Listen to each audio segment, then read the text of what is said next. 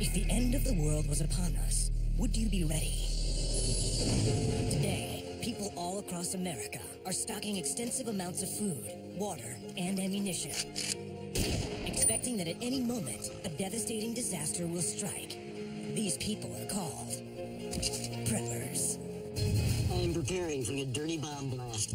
For sudden sea level rise caused by the collapse of the Greenland ice sheet. For an economic collapse that will change the world forever. Now, we're going coast to coast to meet the country's most extreme preppers and get a look inside their elaborate preparations. I'm live. Some of them go it alone. I can stay in here for a month, 2 months, who cares? Some prep with a significant other. Once you get beyond the gag reflex, it's way easier. And others face logistical challenges working with family and friends. Sometimes I think he just goes a little overboard. Hi guys, game face is on. If the world as we know it were to end, they might just be the best prepared. Live well, die hard. Let's do it. This is Doomsday Preppers, Extreme Prep Edition. Lone wolves, lovers, and logistics. Go, go! Fire in the hole.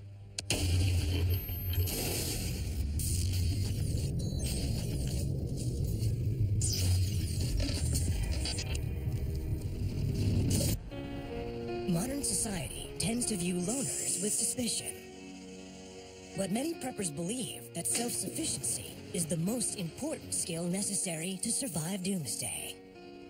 For these preppers, solitude is the best recipe for survival. They prefer to fly solo as lone wolves. I'm preparing for a nuclear war. I sure hope I never, ever need this thing. For music producer Big Al, solitude is his greatest defense against the nuclear doomsday.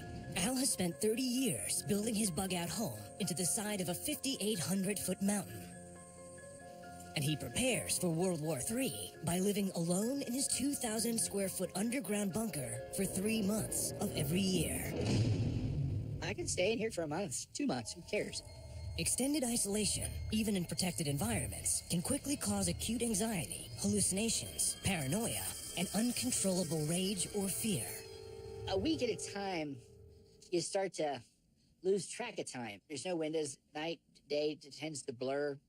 So when Al's in bunker mode, he looks for ways to keep himself sane, like experimenting with his 1,500 cans of food on a recipe he calls bunker stew. I pick and choose about 5 different cans of goodies. We'll start out with some green beans. That looks good. All the fixings. Al has enough cans of beans, beef, corn, and soup to survive 300 days off bunker stew alone. Now, I will work my magic.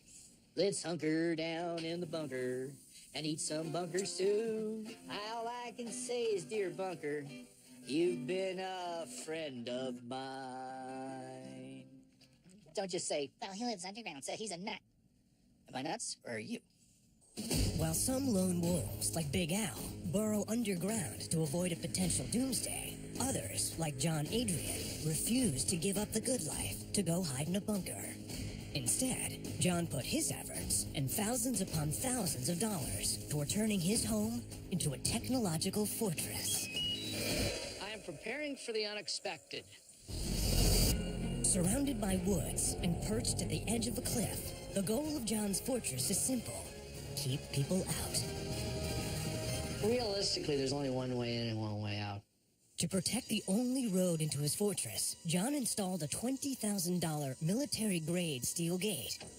He can monitor potential threats via 16 high-definition cameras that surround his fortress. If I want to zero in on any camera, say the front driveway, all I have to do is say double-click on it. Boom, there we go. There's the front door.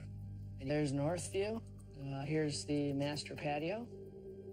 With no one to watch their backs, defense can be difficult for lone wolves. So John has overcome this obstacle through his technological preps. Welcome. Today, he's test driving a new high-tech prep that he hopes he can use to keep all outsiders at a distance. We'll get you familiar with the system. You want to ruin a car door? Sure. The Beowulf rifle fires enormous 50 caliber rounds with enough force to obliterate a target 2 football fields away. Designed to take out barricades and disintegrate cover, it can knock chunks out of brick walls and shatter concrete blocks. I'm live.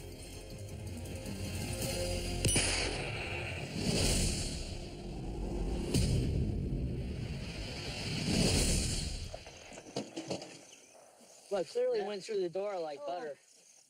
A nice clean hole. It's been through 3 mediums of metal. It went through the side rail, and it came through here in addition to going through the door skin in front. This is the starting point. From here, it's train.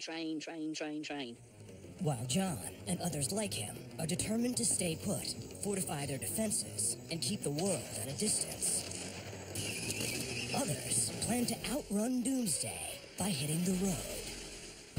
I'm preparing for any terrorist attack with the ultimate bug-out vehicle.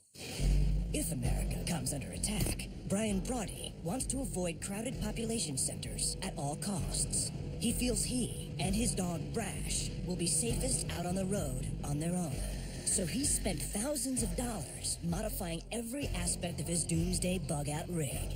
He's attached 7 85-watt solar panels and a wind turbine to the top of the rig, so he'll never have to go near cities or towns to recharge his electrical components. Every corner and cupboard of his cab is stuffed with compact packets of dehydrated food. Brian also stores hand pumps, filters, and 10-gallon buckets so he can rehydrate wherever there's a body of water. If these stockpiles should ever run out, Brian's made plans to ensure he's never more than 600 miles or 1 full tank of gas away from an emergency supply cache. There's probably $500 or $600 worth of gear. As crazy as it sounds, you can never go wrong with a full-on supply of duct tape and then other little personal things. Like for me, I threw in a pair of glasses. This is called the hot water rocket. It's designed to take a full pint of water to a full boil in about an hour using just the rays of the sun. And then in an hour, I can reconstitute about 2 servings of any dehydrated or freeze-dried food just with the water that's in this 1.2.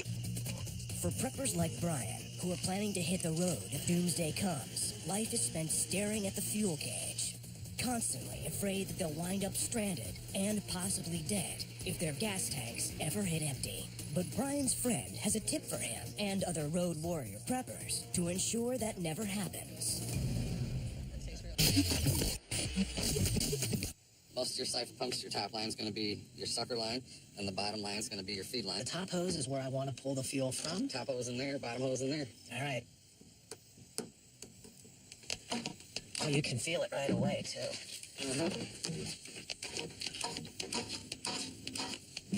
All right, there we go. You have everything the way you found it? Thank you, sir. All right. Most lone wolves cherish their solitude, but occasionally the loneliness can be difficult to bear.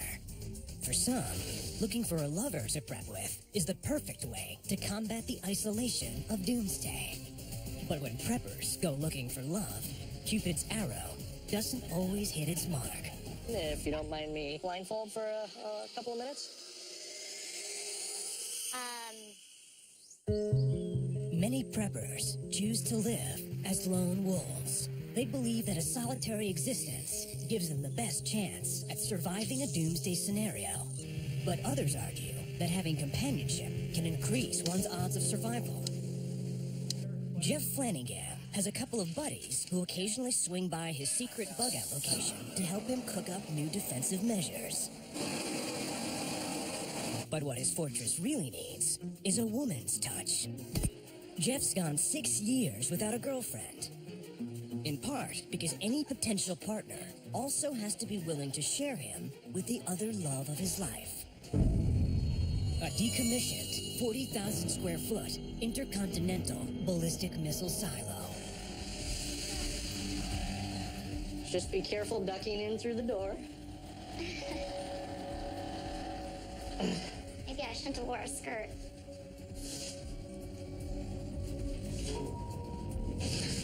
How far down does this go? I think you have some work to do. A little bit. Yeah, a fixer-upper. So, if you had to come down here in case of an emergency.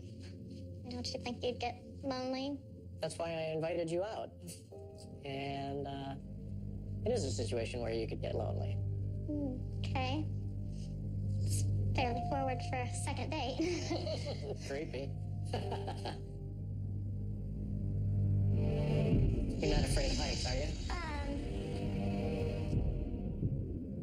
17 stories deep, Jeff's missile silo once held an intercontinental ballistic weapon, but now it houses his most valuable resource. This was the Prepper gold mine. There's 1.4 million gallons of water, pre-stored.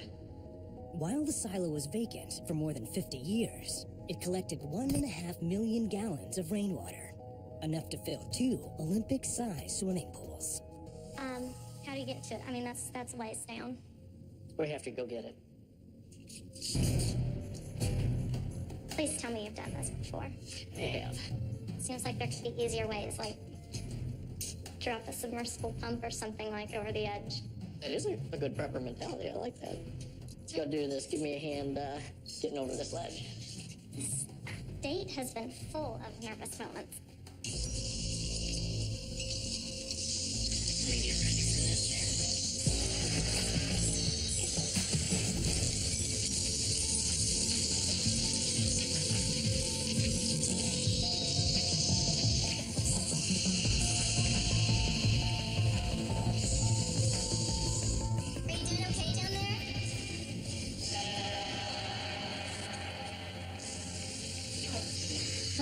Actually got dizzy just a little bit.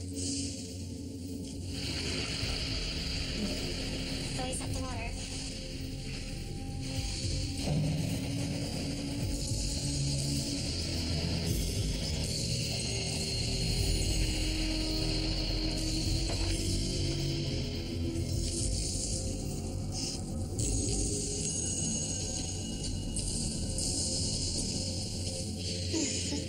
Can you drink this? Jeff cleans his water using a biofilter, one of the most widely used water treatment methods in major cities around the world. The process is as simple as pouring dirty water over clean sand. All right, so do I just pour it up at the top then? While the water passes through the filter, impurities are trapped by the sand grain's coarse surface. How's it taste? Tastes pretty good. Cheers. While Jeff has more than 1 million gallons of water ready and waiting, for Jay, who lives and preps in the heart of New York City, finding clean water can be a difficult challenge. But his prepping coach, Shane Hobel, has a tip for him and other preppers on the go. I'm going to show you what to do, with one of these when you don't have any of this stuff. Shane believes a bandana can work as a makeshift water filter. So we're going to take this charcoal. It's just clean charcoal from a campfire, all right? No chemicals, nothing else involved. So the same bandana is now going to help us filter this water. Here's the trick. We can't use these large pieces of charcoal. It's not going to filter anything. The water is simply going to run in and around all of this stuff. We need to make this absolutely powder, like confection sugar. And so, pound this up. As the fountain water is poured over the charcoal, chlorine, sediment, and other substances that would make it undrinkable chemically bind to the charcoal and are removed.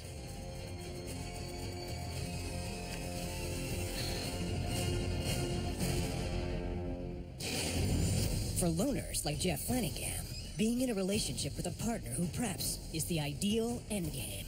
But not every couple sees eye to eye when one person in the relationship starts prepping.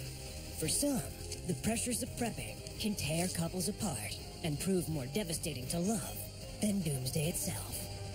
I'm gonna do the standard urine therapy. While lone wolves believe they stand the best chance of surviving Doomsday alone, some preppers believe a partner is a necessity. Studies have shown that people with a long-term romantic partner often live longer. That's why some preppers believe the best weapon against Doomsday is having a lover by their side. Baby, will you marry me and prepare for World War III? Yes, I will. I love you, baby. Brian Murdoch was a single guy living in Somerville, Massachusetts. A year ago, he met Tatiana on a dating website and then made 2 trips to Colombia to get to know her. He asked her to leave her life in Colombia behind and come to Somerville to be his fiancé and prepping partner. Oh, baby. Tatiana has made her first trip to America to marry me. Today, Brian is beginning Tatiana's prepper education. So before Tatiana has even unpacked her suitcase, he wants her to prepare a bug-out bag, free of any extraneous luxuries. Baby, what are these?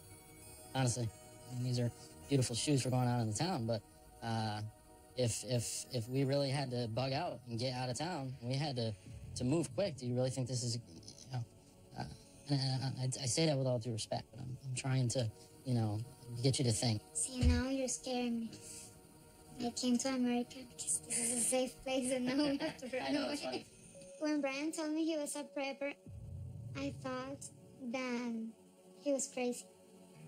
In Colombia, we don't do it. It's like a new concept for us.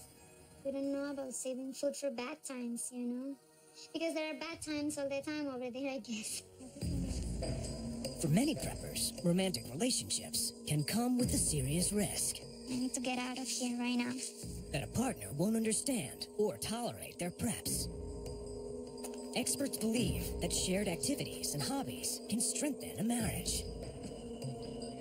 So before Brian marries Tatiana, he wants to teach her a few important skills. So as you know, this is a very important part of our prepping and central to the blessings of being American in the Second Amendment. I have a banana out there for you. It was the closest I could come to a plantain. I know you like plantains. Want to give it a shot? I will try. All right. I hope you know that everything I'm doing is because I love you and I want to share everything with you. Your life and all your experiences. The prep and all that. Because I love you. I appreciate that, baby. I love you Sometimes too. I want to kill you.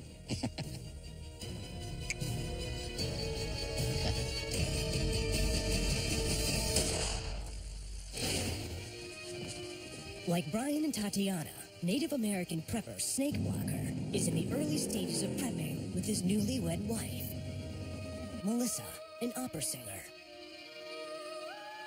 He's trying to teach her how to survive in the wilderness by eating and drinking anything she can find. But when only one half of a couple is excited about prepping, getting the other to go along with unpleasant, sometimes even repulsive preps can put a strain on the relationship. Put Melissa over here. Got a anthill. Kind of nice, actually.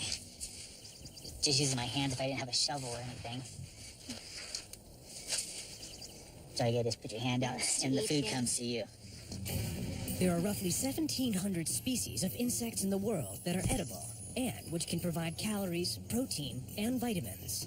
Ants, in particular, can be high in protein and low in fat. So take it, you smash them, so they don't bite your tongue when you do it. You want to crunch them right away, just in case they still are alive and they will pinch your tongue. And swallow it. What does it taste like? It's just a tiny bit of juice that comes out from their guts, and really doesn't have a whole lot of taste to it. It will gross me out. You want to try one, Melissa? No, I really don't want to. Always like tipping over boards like these because you never know what you're going to see under there. I've caught some snakes, lizards, all kinds of insects under here. Nice. Ooh. So that's the first time I've seen a wasp nest under a log. So we'll see if we can kill them and eat their young. Okay. You actually see the baby wasp right in here. Okay. You want to try it? Not right now. All right, I'll try it. It's not going to bother me. I'm not going to vomit. A little more nutrients in there.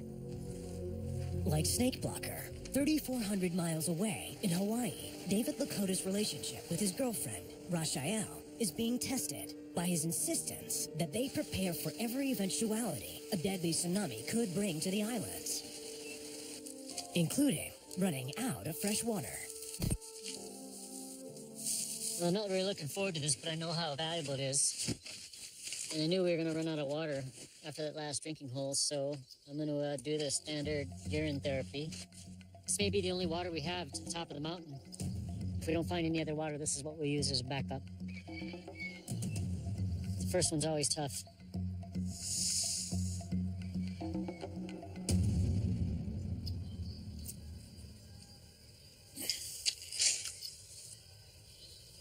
It's actually not bad.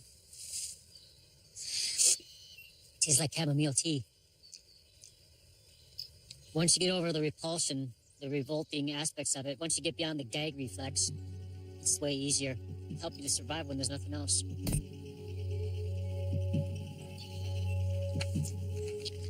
Breakfast of champions, I promise. Thanks. I'll pass. While drinking urine is one way to deal with a lack of water, Robert and Debbie Earle of Alpine, Texas, have found an inventive way to irrigate their garden in the middle of the desert that's all about number 2. Welcome to my poop garden. Everything you see here was grown using poop as fertilizer. Nitrogen, potassium, and phosphorus are the main ingredients in most commercial fertilizers. They are also abundant in fecal matter and urine. These black tubes feed 2 feet underground, directly into the root systems of Robert's garden. The black water provides the nutrients for anything we're growing in the garden, and that's all the fertilizer they need. Every human being over the course of a year puts out enough urine to fertilize enough plants to feed themselves for that year. Many preppers prefer to work alongside a lover as they face their fears of a potential doomsday. But while 2 can be company, visits from the stork can quickly force couples to change their prepping plans. Doomsday dating. And when parents try to get their reluctant children to become preppers too, the results can often be explosive. For many preppers with families, one of the greatest logistical challenges they face is convincing the rest of their clan the value of being prepared. Knock it off. This isn't the time to be messing around. Their missions are to turn their spouses and children into well-oiled prepping teams. And that takes practice.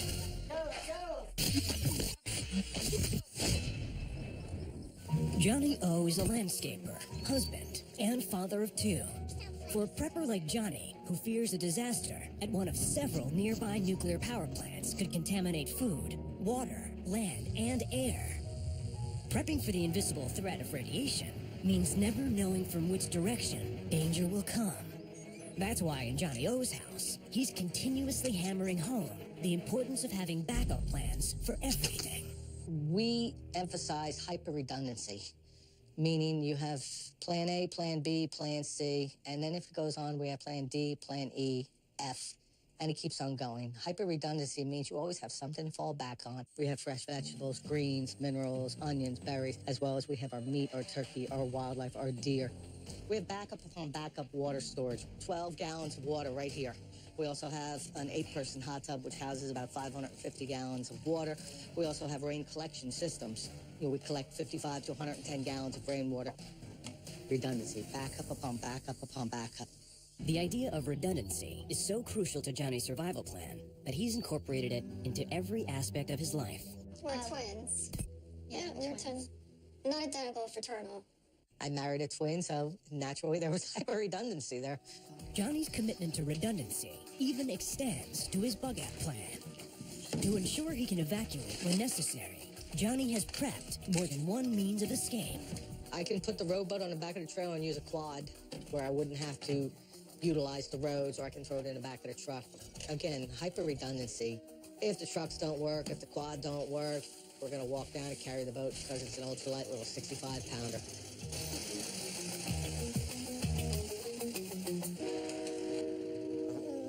Even though bugging out is usually seen as a last resort, some preppers find that abandoning home is the last thing their families want to do. Emma, hey, we gotta get up, we gotta go. Go where? What time is it? We gotta do it now. Dad, no.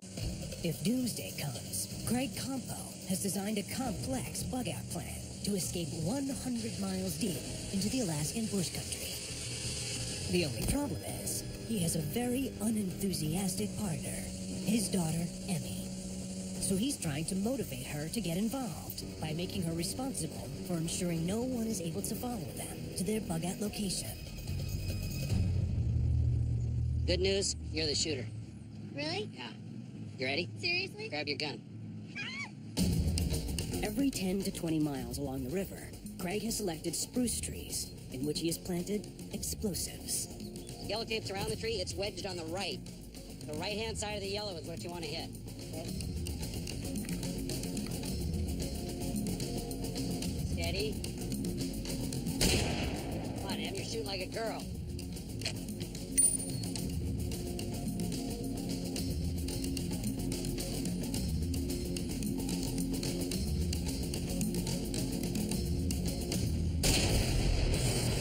Yes! Nice, nice. That's how I taught you. All right, Em. Woo! Nice, babe. You're ready for the big day. All right. Ready? While Craig only has to deal with his daughter, Braxton Southwick has 6 children to win over, and his very skeptical wife, Kara. Like, sometimes I think he just goes a little overboard, and we don't need to practice these kinds of things, but I decided to humor him. We're bugging out to the cabin, and I wanted this to be serious. We're going to see how well we are as a family doing this. Because he fears a terrorist smallpox attack, Braxton has gotten everyone biological suits. But he's concerned they're not taking the threat seriously enough. It's huge! This is what I'm gonna look like. So today, on their first family bug-out drill, Braxton has arranged for them to encounter a surprise military checkpoint. You went through the potential contaminated area. What we will have to do is do a check to determine that you have no contamination before you go into the clean area on the far side of this barrier. In a quarantine situation, anyone showing signs of viral infection would immediately be isolated. Everyone else is put through the decontamination station. First thing to do is take off all of your clothes, take a sponge, use the sponge to scrub yourself down from head to toe. Make sure you don't get anything in your eyes. Go ahead and jump in. If exposed to a chemical agent, experts advise disposing of your clothing immediately to remove the majority of any contamination. Then, a 3 to 5 minute shower, washing both skin and hair with soapy water, is the most common method of decontamination. Even liquid dishwashing soap or laundry detergent can be used in a pinch, so long as decontamination is done as quickly as possible following exposure. All right, he's clean. Step on through. To keep his family happy and prepping, Braxton looks for ways to involve his kids in all his preps, including his plan to create an alternate energy generator, one that any prepper could make with just a few simple parts. So what I did was I took the alternator out of the car. Whose car? And Did you take it out of my car? no, I took it out of the truck. All right. What it does is the engine spins the pulley here fast enough to create electricity. And I'm going to get one of the kids to pedal the bike, spinning the tire. It's going to turn the alternator at 2,000 RPM. And I brought your little blender out here. I'm going to make you a protein shake. Okay, before I plug this in, I need you to spin that sucker. All right, let's do it.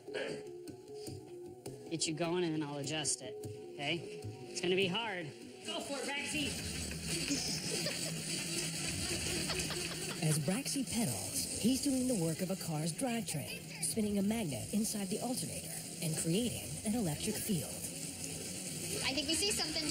Come on, faster. You almost got it. There it goes. It's going. Yes. Go. Go. All right. All right. It did it. While some believe family prepping is an effective way to prepare for danger, oftentimes preppers want the benefits and security that come from prepping with a larger group.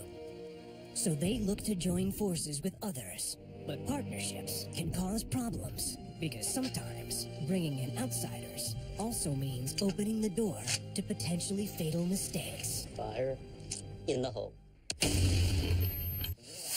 For preppers who want to combine their resources with those of a larger group, finding the right partners to prep with can be a challenge. Teaming up with others often introduces dangerous, unknown variables. And when prepping partners clash, sparks fly.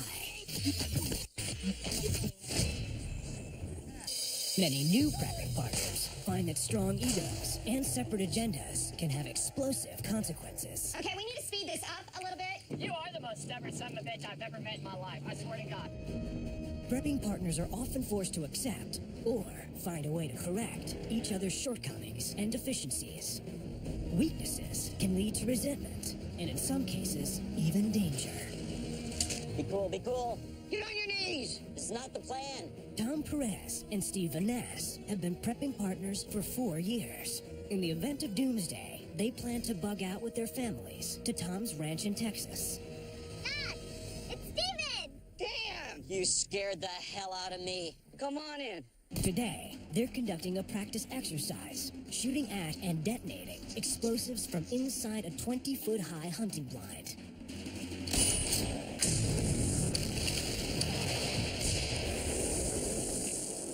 One thing I do find irritating about Steven is safety.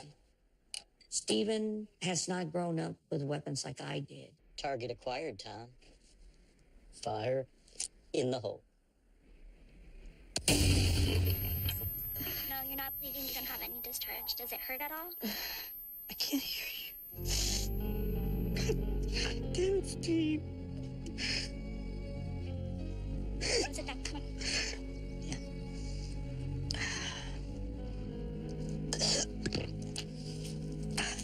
I don't want to stand. Things are spinning.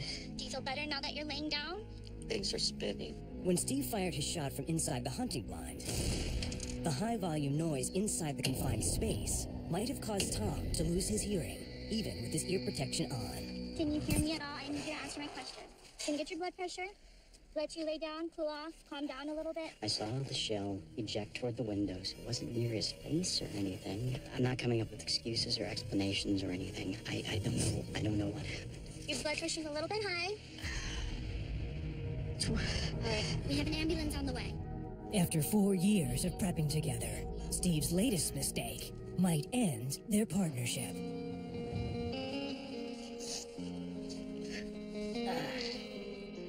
Man, you up, man. You fired inside the freaking blind, dude. I might have to let you go, dude. I'm serious. I'm sorry. I might have to let you go. Well, then, I'm heartbroken. He's in pain. He is.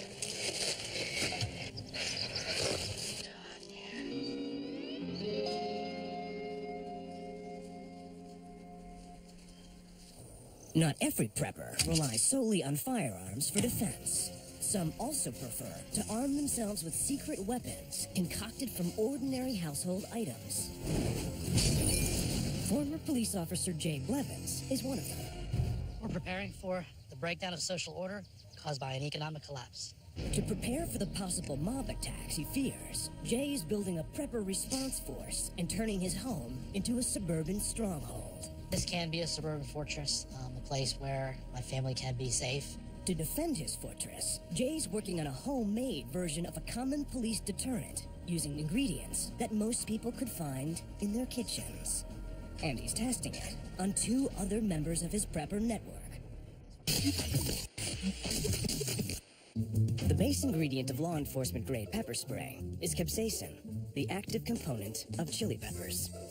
By mixing store-bought peppers with an acidic binding agent like lemon juice, Jay believes he can make a homemade brew potent enough to cause temporary pain and blindness. And then the habanero sauce, of course, is to burn your face off. The whole bottle.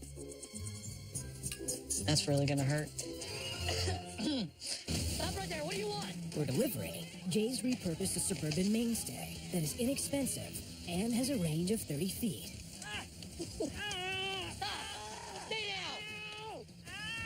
Oh, it works!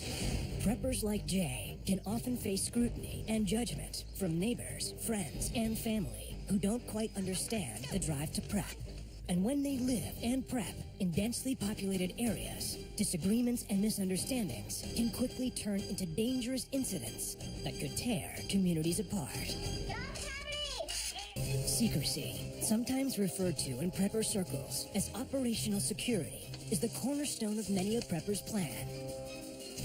But when prepping in suburbia, many preppers are tormented by a simple question. what will the neighbors think?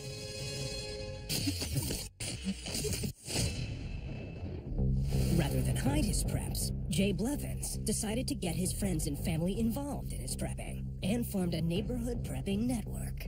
Together, he believes they can defend their neighborhood through whatever means necessary, including lethal force. The way our plan is set up, we have many families. In fact, we probably have 20 families representing 75 to 100 people involved in our network.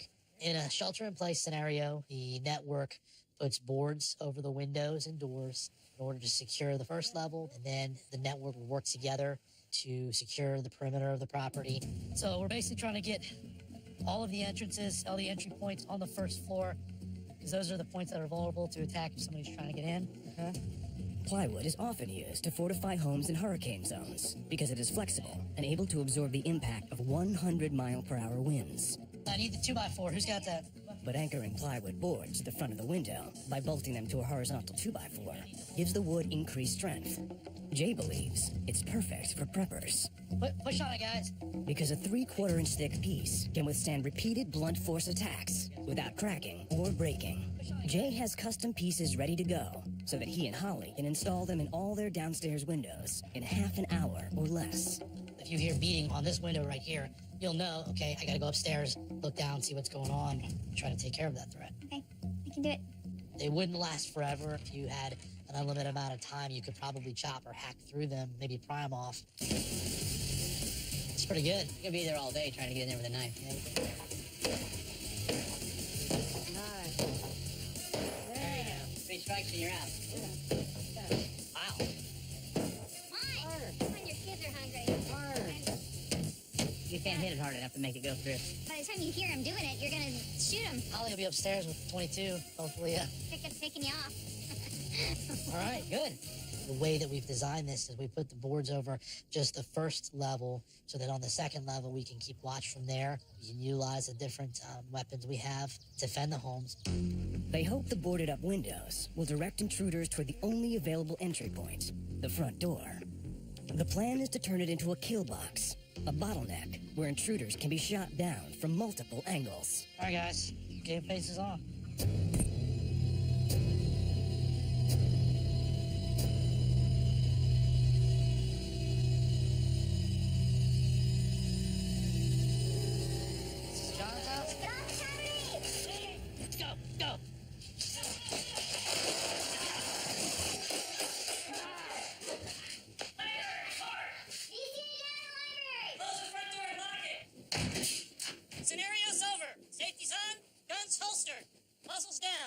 As soon as I heard the front door get kicked open, I was already ready for them, and I got Jamie, and then I got Dan, and about 10 seconds later, Ryan came through the door and to the chest immediately. So I got all 3 yay.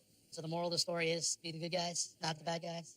When drafting new recruits into a prepping group, preppers like Jay will tell you it's important to find skill sets that mesh with other members.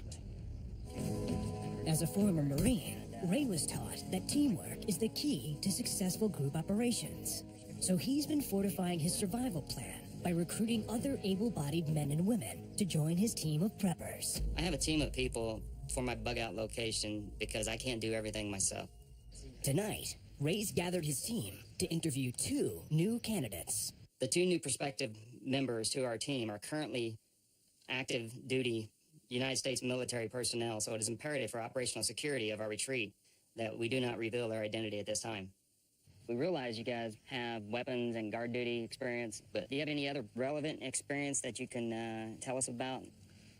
I think the both of us have extremely high proficient outdoor type skills, so anything from actually working with the crops to going out and hunting to gather food, we can definitely bring to the table.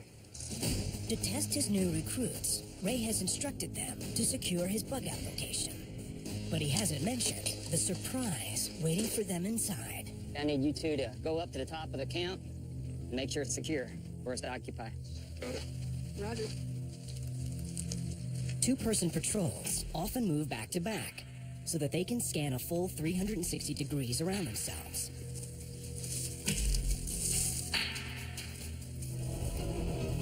When breaching a building, surprise and speed are essential. Soldiers are taught to dominate the room by quickly moving to positions of control that allow for clear shots.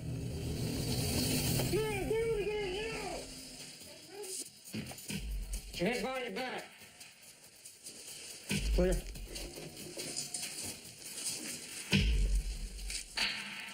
You got him. With 2 new members to his group, Ray will tell you there's strength in numbers, but not every prepper would agree with him.